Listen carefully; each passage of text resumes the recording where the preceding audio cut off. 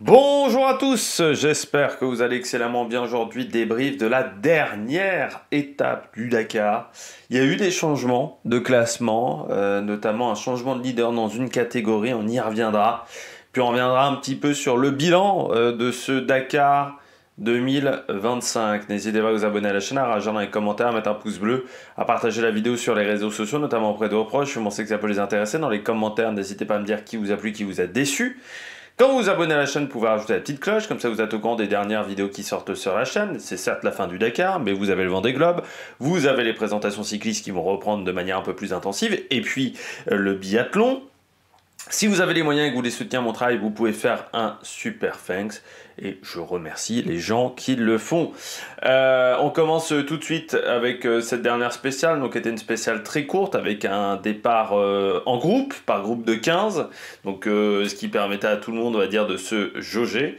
Avec quelques abandons du côté de cette dernière étape. Un pilote moto, Césaré. Pardon, Zachetti du team Koei. Et puis hier, on a vu un abandon en classique, un abandon également de David Zillet qui avait remporté une spéciale en Challenger. Bilan de ce Dakar, si on fait un petit peu le bilan de ce Dakar 2025, il y a des déceptions. Pour moi, la première déception, c'est le manque de sable. Un Dakar, c'est du désert, c'est des dunes. Dans l'imaginaire des gens, un Dakar, c'est des dunes.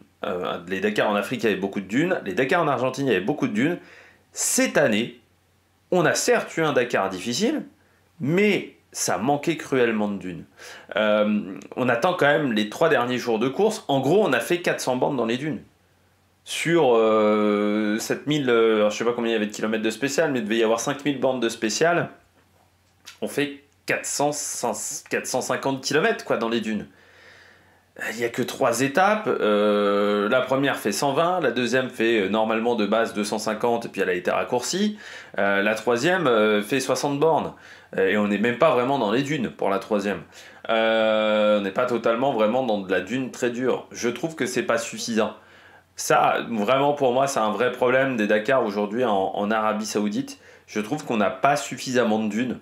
J'en avais, je crois, déjà parlé l'an dernier, mais je trouve que c'est un problème récurrent sur les Dakar aujourd'hui, c'est qu'il n'y a pas assez de dunes. Or, on voit que c'est là où se font et se défont les classements. Je pense en Malmoto, c'est là où on a eu les gros changements, c'est dans les dunes. Mais on voit hier El Araji, c'est dans les dunes qui fait la différence. On sait très bien que les grosses étapes de dunes, c'est ce qui permet de faire la différence. Je trouve ça regrettable qu'on n'ait pas d'étape de 400 bornes dans les dunes. 400 bornes dans les dunes, c'est très long. Mais qu'on n'ait pas ça, c'est un Dakar. Encore une fois, un Dakar, c'est dur. Donc je trouve ça dommageable. Surtout qu'à l'inverse, je trouve qu'il y a eu, encore une fois, les 500 bandes de liaison avant la spéciale. Je trouve que ça, déjà, c'est inutile. Et que ça crée de la fatigue, mais pas pour les pilotes de pointe. Ça crée en fait surtout de la fatigue pour les pilotes amateurs. Et c'est un peu de la fatigue à la con. Donc ça, je pense qu'on pouvait s'en passer de ces 500 bornes de liaison. Et moi, j'aurais préféré qu'au lieu de faire 500 bornes de liaison, on fasse beaucoup plus de dunes sur cette étape-là. Voilà, donc moi, c'est vraiment ça qui me manque, c'est les dunes. Par contre, la première semaine a été très dure. On voit qu'elle a fatigué énormément les organismes. Le Dakar se sera arrêté après la journée de repos. J'aurais dit super, super Dakar. Voilà, ça m'aurait moins perturbé. Je trouve que le début de deuxième semaine a été quand même pas exceptionnel. Et on a attendu les dunes très très très longtemps. En fait, on a eu en début de deuxième semaine que des pistes roulantes. Et ce qui fait qu'on s'est fait chier pendant 3-4 jours. Je suis pas le seul. Quand vous regardez en fait Chris Evans qui dit il s'est pas passé grand chose tous les jours, l'œil de Chris sur la chaîne de Benjamin Mello, bah ça voulait un petit peu dire aussi qu'il n'y avait pas le terrain non plus pour qu'il se passe des choses. En gros, quand tu es sur des pistes roulantes, ouais, tu peux pas faire de grosses différences. Ça m'a rappelé un peu, pour tout vous dire, parce que je me l'étais retapé grâce à YouTube, parce que vous avez des gens qui mettent des archives comme ça à la télé d'il y a une vingtaine d'années, le Dakar qui s'arrête au Caire, donc je crois que c'est le Dakar 2000, où c'est un peu pareil, c'est-à-dire que le début est très costaud, très dur, et puis ensuite on a le point aérien. On n'a jamais su si le point aérien avait pété un petit peu le parcours de la course, mais on termine en fait sur des dunes mais qui sont pas très dures et des spéciales plutôt rapides. Et c'est vrai que ça manque un peu de difficulté, et c'est ce que disaient pas mal de pilotes, même quand tu regardes, qui sont assez critiques avec l'organisation sur l'édition, sur cette édition-là au niveau du parcours. où ils disent bon bah ça manquait un petit peu de difficulté, c'est-à-dire des spéciales où on est à fond de 6, c'est pas forcément intéressant. Et là je crois que c'est vraiment ce qui a manqué dans ce Dakar, c'est sur cette deuxième semaine, c'est qu'on a eu trop de pistes rapides. Après c'est aussi le problème aujourd'hui de partir le long de la mer, c'est qu'il faut traverser l'Arabie Saoudite et que l'Empty Quarter est complètement à l'autre bout. C'est un peu le souci du Dakar. Alors, est-ce qu'il ne faudrait pas partir d'un autre endroit, d'une autre ville, pour pouvoir atterrir dans l'Empty Quarter plus vite? Ça, c'est un peu la question qu'on peut se poser. Je trouve qu'on met trop de temps pour arriver dans l'Empty Quarter, et là encore aujourd'hui, on s'aperçoit qu'on a eu en fait une grosse étape de dune. En gros, on a eu 200 km sur la 48 heures, et là, on a eu un peu de dune, mais c'est pas grand-chose. C'est vraiment pas suffisant, surtout. Donc là, je trouve qu'il y a vraiment quelque chose à corriger. Au niveau organisation, au niveau FIM, au niveau règlement, je trouve que le règlement des 3 premiers jours était pas bon. Alors, Daniel Sanders mérite sa victoire, hein. C'est pas ce que je dis. Daniel Sanders, il a fait le job. Mais ce qui m'énerve, c'est que le fait qu'il ait remporté le prologue l'ait beaucoup aidé sur la 48 heures. C'est-à-dire qu'elle avait lieu quand même 2 jours après. C'est pas normal qu'il ait eu ce fameux système de départ inversé pour la 48 heures. Donc ça pour moi, ça a été un trop gros avantage du côté de Daniel Sanders, qui n'a pas dû ouvrir, qui n'a pas dû faire la trace. Bon voilà. Ensuite, il faut changer le règlement. Ça c'est la grande question. Mais moi j'en ai marre des... En fait, en WRC, je me souviens qu'à une époque, on avait interdit aux pilotes de s'arrêter en plein milieu d'une spéciale. Il faudrait peut-être arrêter ça. Les pilotes qui font exprès de s'arrêter pour perdre du temps. Parce qu'on l'a vu, c'est ça en fait qui nique un peu ton classement, qui nique tes heures de départ, c'est que les pilotes font exprès en fait de s'arrêter. Ça me pose un peu un problème. Parce que déjà, ça peut être dangereux en termes de sécurité, mais surtout, c'est pas très sportif. C'est pas vraiment dans l'esprit du rallye raid. Je trouve ça. Donc c'est pour ça que ça m'énerve un petit peu. Après, que les mecs décident de rouler un peu moins fort sur une étape, oui, mais que les mecs s'arrêtent en pleine spéciale, ça a été le cas de Loeb, ça a été le cas de Sharena, enfin voilà, il y a pas mal de pilotes qui l'ont fait. Ça me pose un petit peu un problème, ce qu'on n'a pas eu du côté des camions, par exemple, où la stratégie, c'était on attaque et on roule et on fait une course élimination par l'arrière. Ce qui me pose aussi un problème, c'est toutes ces polémiques sur les ordres de départ, sur les intérêts sportifs. J'aurais aimé qu'il y ait moins de polémiques, notamment du côté des motos, notamment hier, parce que ça reste du Dakar et que ça doit être dur. Il semblerait qu'il y a eu la navigation était un peu parfois pas top. Il y a beaucoup de pilotes qui se sont plaints en fait des roadbooks qui n'étaient pas hyper précis. Je pense qu'on est peut-être allé... Alors, faut pas qu'on aille plus loin, ça c'est sûr, mais est-ce qu'on n'a pas été un petit peu trop loin dans les difficultés de roadbook, où parfois certains disaient, bon, tu comprends pas en fait ce qui est indiqué. C'est pas une erreur de roadbook, c'est que tu n'arrives pas à comprendre ce qui est vraiment indiqué. Et si les pilotes de pointe et les copilotes de pointe ont du mal avec leur roadbook, alors imaginez les mecs qui sont 50e. Donc là, il y a peut-être un petit problème de ce côté-là au niveau du règlement. Sinon, après, les ordres de départ, moi je pense que si tu interdisais déjà aux pilotes ce genre de choses, t'aurais des avantages.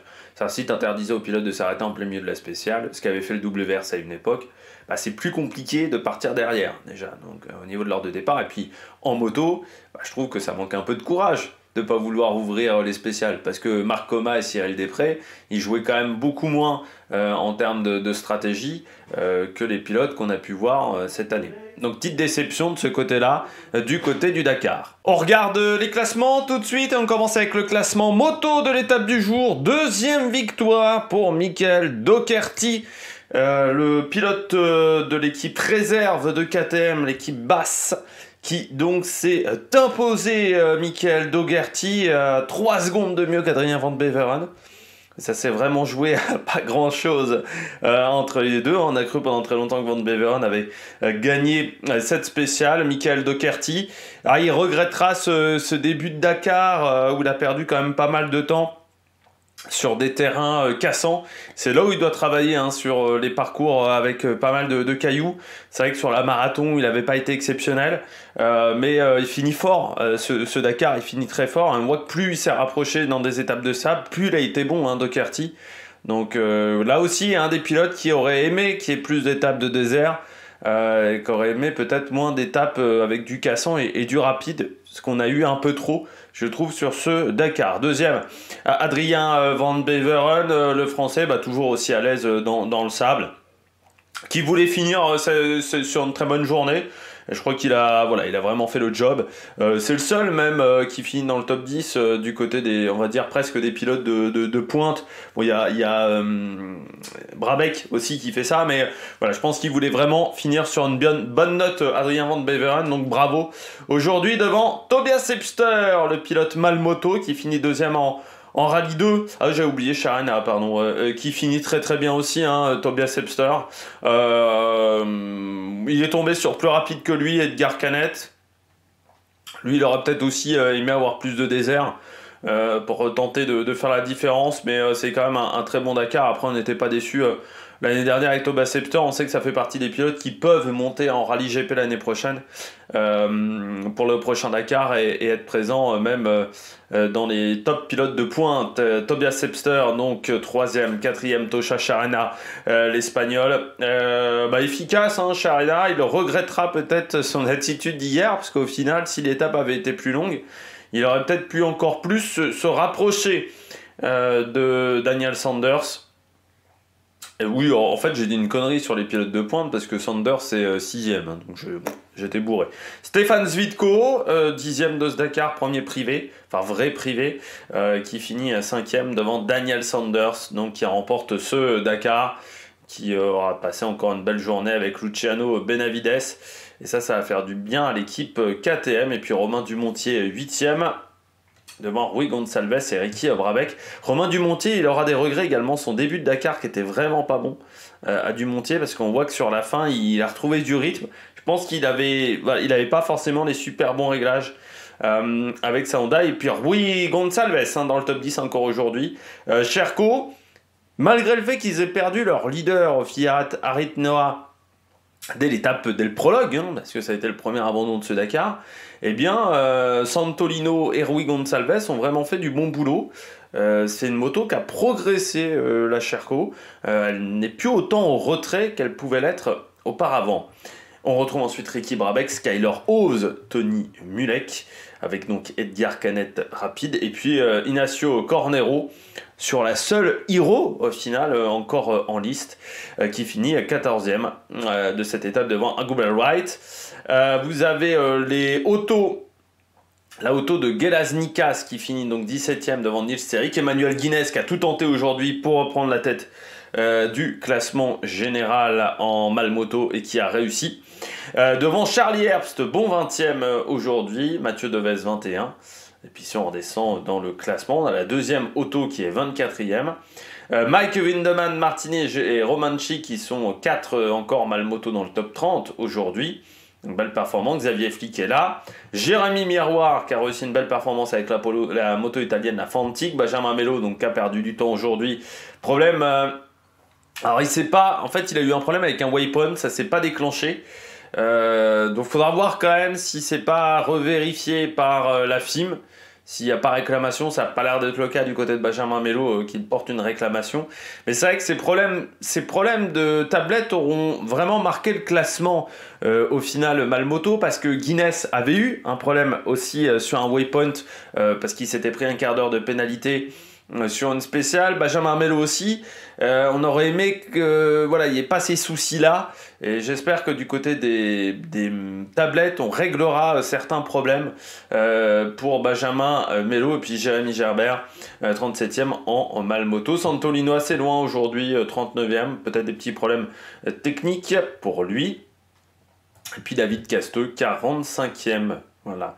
Qui n'est pas finisher, mais qui termine quand même cette dernière étape. Et puis sur la Koei en Malmoto, eh bien, Ravi Vega également qui termine cette dernière spéciale. Voilà, ils sont 89 à avoir fait cette dernière spéciale, mais pas 89 à être finisher. Voilà, il y a une petite différence de ce côté-là. Au niveau du classement général, Daniel Sanders vainqueur. C'est un peu la consécration pour Sanders australien. C'est aussi une passation avec Toby Price. C'est vrai que voilà, Toby Price fait sa première année en voiture, l'année où Sanders gagne en moto. Victoire KTM après plusieurs victoires de Honda. Là aussi, et puis KTM qui a fait évoluer sa moto, ça a fonctionné pour Daniel Sanders, ça a fonctionné également pour Benavides hein, qui fait pas un mauvais Dakar, victoire également en Rallye 2 avec Edgar Canet, donc on voit que cette nouvelle KTM a été efficace. La question est de savoir si KTM sera encore là l'année prochaine sur le Dakar avec les problèmes financiers qu'a le constructeur. Mais on voit qu'il a fait un Dakar très très propre, une seule minute de pénalité. Il s'est très bien servi en fait du pécule d'avance qu'il a récupéré au bout de 3 jours de course. Après la 48 heures, il avait déjà quasiment 20 minutes. Et c'est vrai que je m'étais dit à ce moment-là, il avait un quart d'heure sur tout le monde et 20 minutes sur Van Beveren. Et je m'étais dit, c'est pas top pour Van Beveren parce qu'on sait qu'en moto, les écarts sont difficiles à remonter. Et ça a été le cas encore cette année. La différence, c'est que Sanders était un peu seul au monde en termes de rythme et il a été très efficace avec sa KTM. Devant donc Tosha Charena, l'espagnol, le jeune espagnol qui finit son premier Dakar et sur le podium, donc très belle performance. Encore une fois, cette école espagnole voilà, du rallye raid qui nous a amené quand même beaucoup de champions, hein, notamment Nani Roma, Marc Coma, Barreda aussi, bon, qui était rapide, mais qui avait du mal à finir.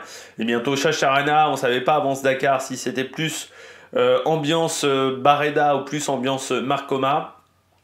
Eh bien, il a montré qu'il pouvait finir un Dakar.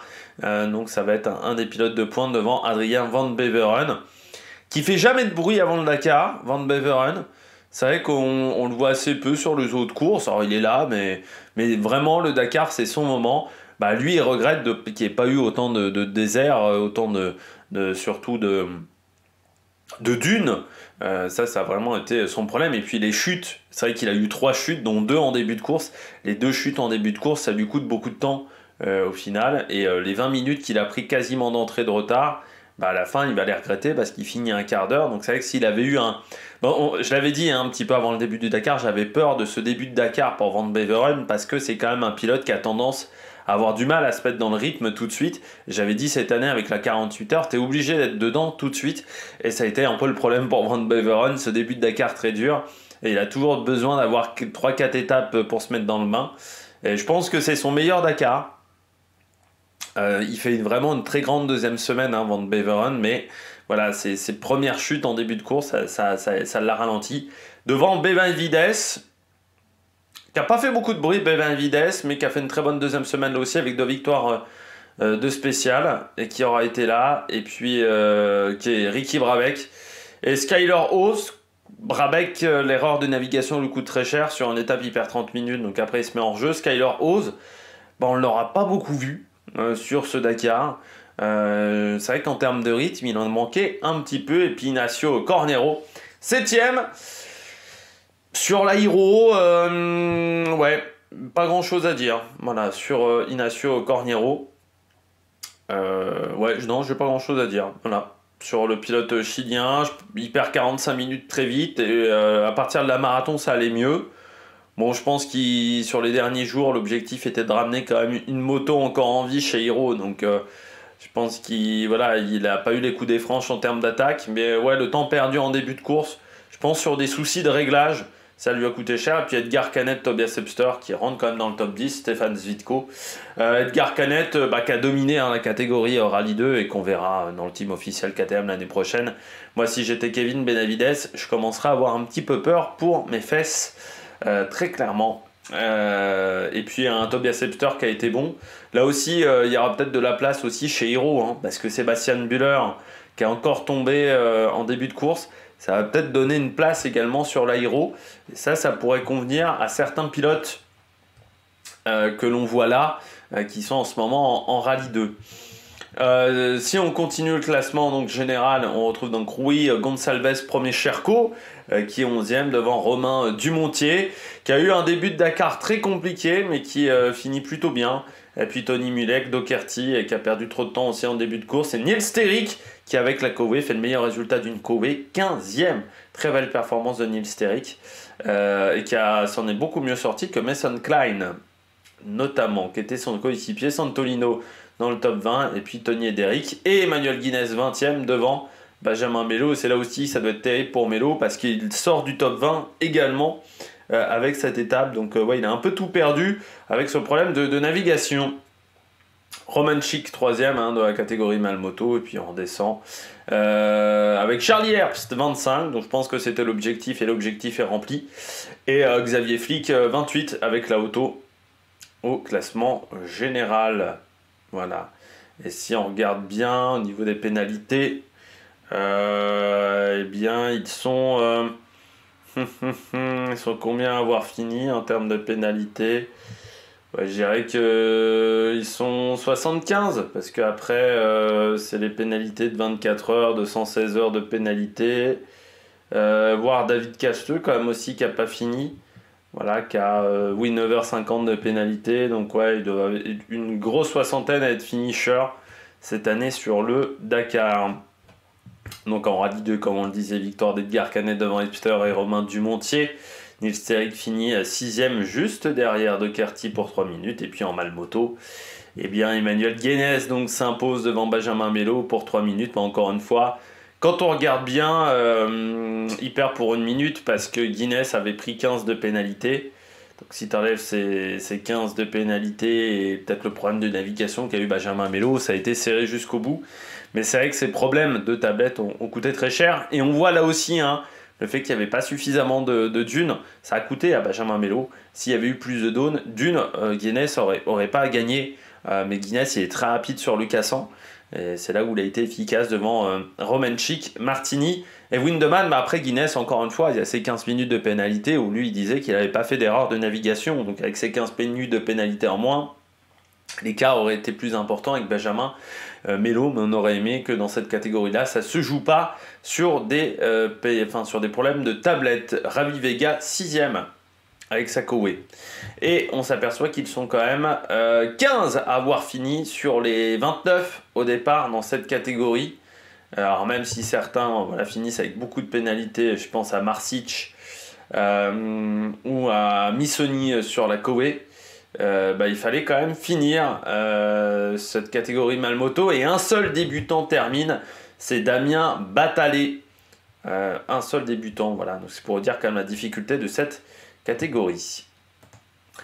En auto, victoire aujourd'hui de Lucas Moraes avec Armand Moléon devant Nasser Lattias avec Moraes. Il aura enchaîné les victoires de spécial dans cette deuxième semaine après avoir perdu beaucoup de temps lui aussi en début de Dakar. Donc voilà, ça a été un Dakar pas évident pour lui devant Nasser Al-Attiyah. Il y aura beaucoup de choses à débriefer du côté de Dacia et du Sandrider. Pas mal de problèmes mécaniques sur ce Dacia, ça c'était prévisible. Mais un rythme qui n'était pas au-dessus du lot non plus. On voit par rapport à un véhicule éprouvé comme le Toyota, ou même par rapport au Raptor qui pourtant un moteur Atmo avec M-Sport qui n'est pas forcément spécialiste du tout de la discipline. Je trouve que Dacia n'est pas si vite que ça et je pense que certains ont caché leur jeu sur le rallye du Maroc et qui se sont fait un peu avoir avec ce doublé au rallye du Maroc. Donc l'an 2 du Sandrider, ça sera beaucoup de développement et pour progresser dans la hiérarchie et gagner le Dakar l'année prochaine, parce qu'on sait que c'est un programme sur 3 ans. Henke Lategan, 3e aujourd'hui, devant Ekström, qui a fait une belle spéciale et qui garde donc sa 3e place au général. Et puis Daniel Schröder, alors c'est un véhicule intéressant Schröder, là aussi on parle beaucoup du Century, mais Schröder il est sur un buggy Volkswagen, voilà, il est sur un Amarok, mais qui est en fait un T1+, donc c'est peut-être un véhicule qu'on va voir de plus en plus, ce Amarok, donc qui est un pick-up, pardon.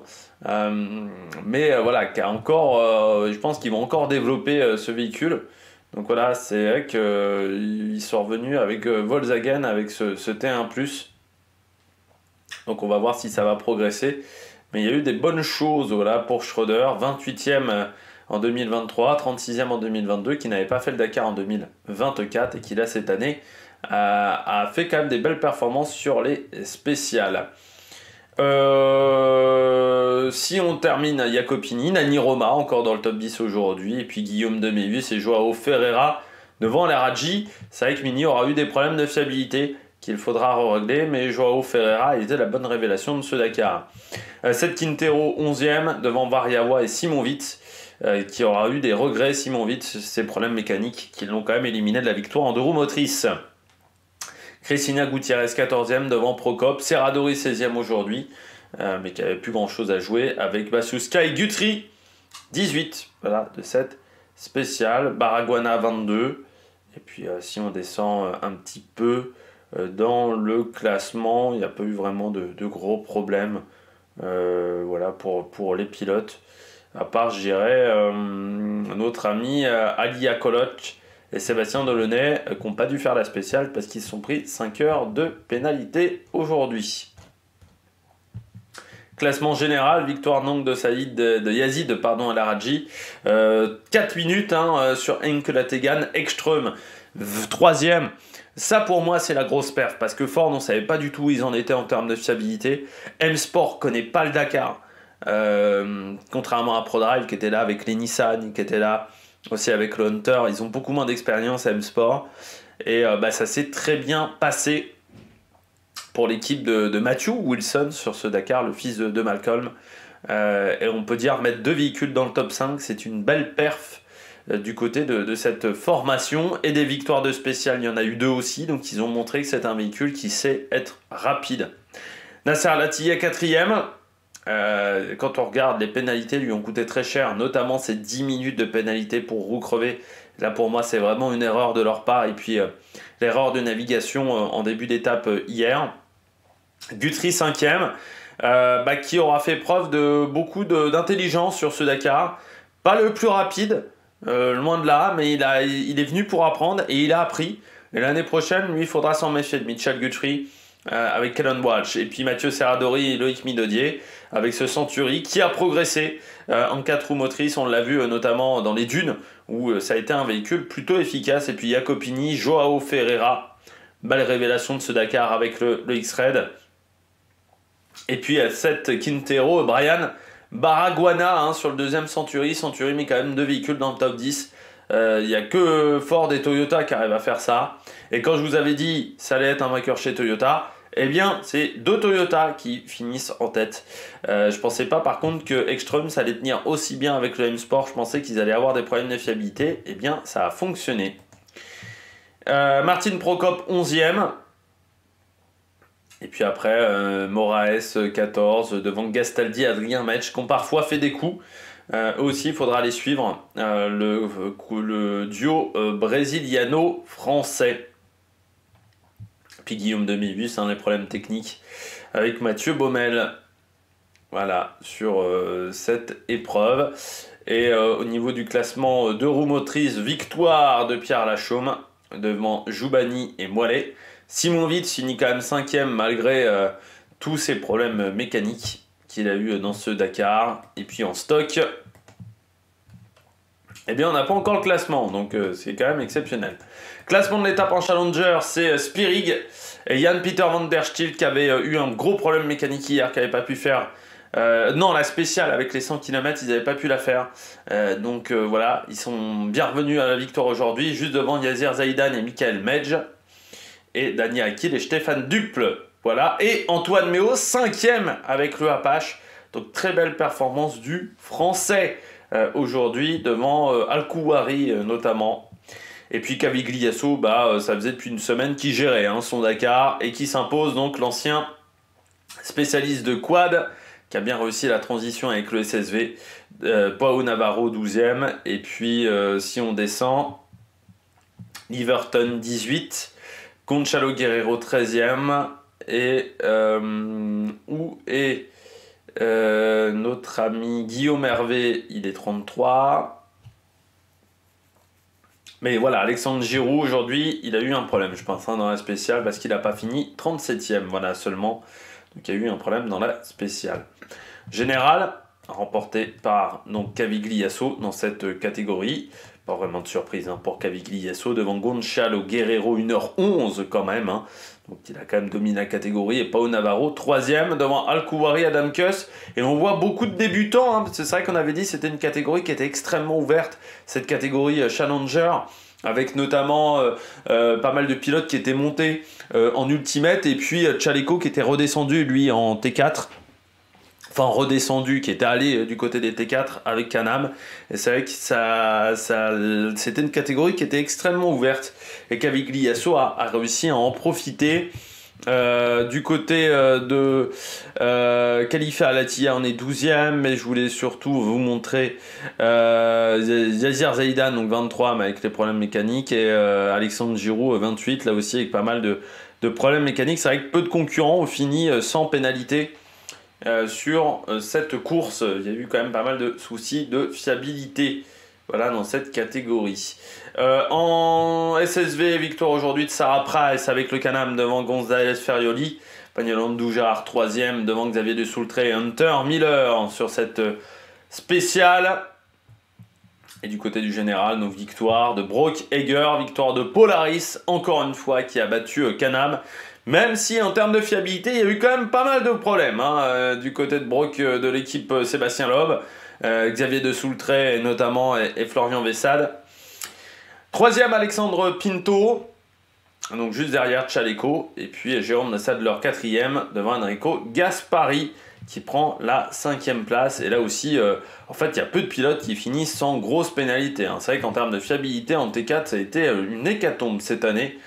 Sur le Dakar, Claude Fournier, le Berrichon, finit 14e de cette course. Et donc Xavier de Soultré qui a enchaîné les problèmes mécaniques, comme Florian Vessade au final. Et puis en camion, victoire d'Alex Lopreiss aujourd'hui devant Vandenbrik. Patostas Salah et Martin Machik a géré devant Martin Vandenbrik. Ça n'a pas suffi hein, pour Lopreiss pour repasser devant Martin Vandenbrik parce qu'il y avait plus de 10 minutes d'écart aujourd'hui. Anja Van Loon 9e, Kiskoulen 8e, Solstice normalement finit pas l'étape. Hein. Il a eu des problèmes mécaniques. Je ne sais pas si on a même la confirmation. Non, on n'a pas encore la confirmation, mais il avait des gros problèmes mécaniques.